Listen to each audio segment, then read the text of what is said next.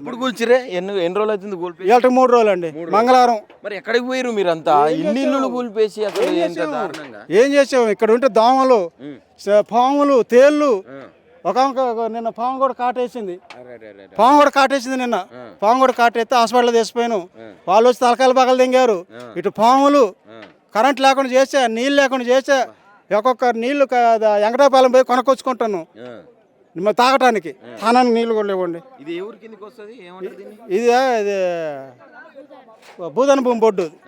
భూదాన భూమి బోర్డు ఎప్పుడో ఆనాడే ఇచ్చారంట, పేదలకు చెందాలా అని ఇచ్చారంట. మరి భూదాన భూమి బోర్డు మరి వీళ్ళకేం పుట్టింది, వీళ్ళకేం రోగాలు వచ్చినాయి? గవర్నమెంట్ ల్యాండ్ కాదు కదా, గవర్నమెంట్ ల్యాండ్ అయితే తీసుకోండి, మేము వద్దు అంటలేదు. మాది భూదాన భూమి బోర్డు కాదు, మాకు హక్కు ఉంటుంది, ఇది మాకు పేదలకు చెందిన సొమ్ము, ఇది మేము వేసుకుంటామని మేము మాదని వాళ్ళు ఇట్లా పోరాటం చేసి 6 ఆర్డర్లు వచ్చినాయి కోర్టు నుంచి కూడా, సుప్రీంకోర్టు నుంచి కూడా 6 ఆర్డర్లు చూపెట్టినాం. 6 ఆర్డర్లు చూపెట్టినా కానీ లెక్క చేయకోకుండా ఎస్పీ దగ్గర ఉండి ఆ తుమ్మల నాగేశ్వరరావు మాటలిని, కలెక్టర్ మాటలిని మమ్మల్ని మొత్తాన్ని నాశనం చేసి గుల్లగొల్ల చేశారు సార్.